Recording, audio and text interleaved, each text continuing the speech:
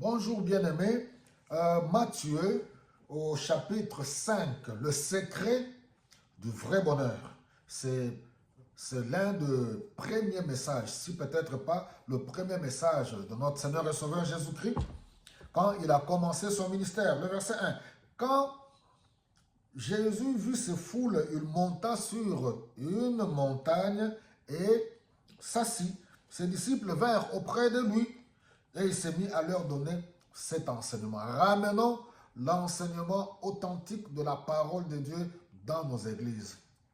La marche avec le Seigneur, ce n'est pas une marche de slogans, non, l'enseignement. Nous sommes arrivés à la fin de l'année, c'est le temps où les gens sont agités pour aller chercher les prophéties, les paroles que certains peuvent balancer à tort ou à raison comme ça.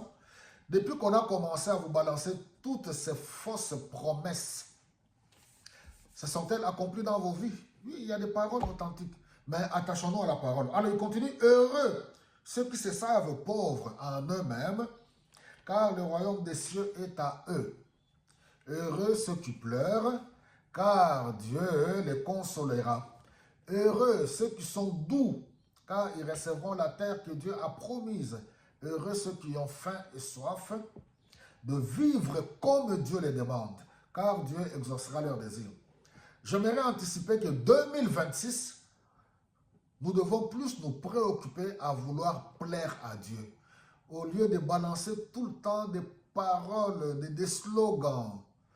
2006, c'est ton année de l'élévation. Depuis qu'on a commencé à te dire, depuis 2004, l'année de ton élévation, l'année de ceci ou de cela. Moi, je ne suis pas contre, je ne suis pas Dieu. Mais nous devons revenir, mes bien-aimés, vraiment à la parole authentique, vouloir plaire à Dieu. C'est ça le plus important. Verset 7. Heureux ceux qui ont de la compassion pour autrui. Celui qui aime Dieu aime les autres. Compatir, on est dans un monde méchant. Les gens s'entretuent, les nations se liguent les uns contre à cause des intérêts de matériel. Les nations se roulent dans des deals, dans des accords à cause des intérêts matériels. Et ils n'ont pas la compassion. Les leaders de ce monde n'ont aucune compassion pour les pauvres citoyens. Heureux ceux qui ont le cœur pur, car ils verront Dieu. Marchons dans la pureté. Alléluia. Vivre loin du mal, de la méchanceté. Heureux ceux qui créent la paix autour d'eux, car Dieu les appellera ses fils. Les artisans de paix. C'est à cela que Dieu nous a appelés. La paix dans nos maisons, dans nos familles, dans nos pays. Là où nous travaillons, dans tout ce que nous entreprenons, soyons des artisans de paix. Heureux ceux qu'on persécute parce qu'ils agissent comme Dieu le demande, car le royaume des cieux est à eux. Heureux êtes-vous si les hommes vous insultent, vous persécutent et disent faussement toutes sortes de mal contre vous parce que vous croyez en moi.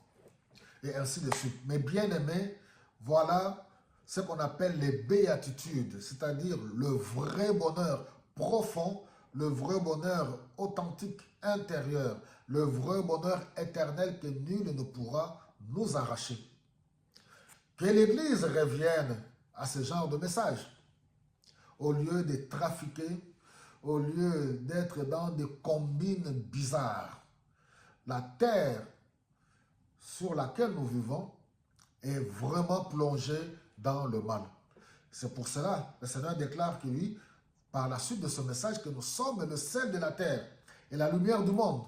Nous devons redonner le goût aux hommes et femmes de ce monde, retrouver le goût de la vie. Nous devons apporter la lumière par notre bon témoignage, notre bonne conduite, pour chasser le ténèbre. Comme je vous ai dit, par la grâce de Dieu, j'insisterai tout au long de l'an 2026 sur marcher de manière digne, à plaire à Dieu. Au fait, c'est à cela que Dieu nous a appelés. C'est à cela que Dieu nous a appelés, mes bien-aimés. Voilà, mes bien-aimés, ce message nous concerne tous. Le vrai bonheur que Dieu promet à tous ceux qui marchent dans la justice et dans la droiture. Soyez bénis au nom de Jésus-Christ.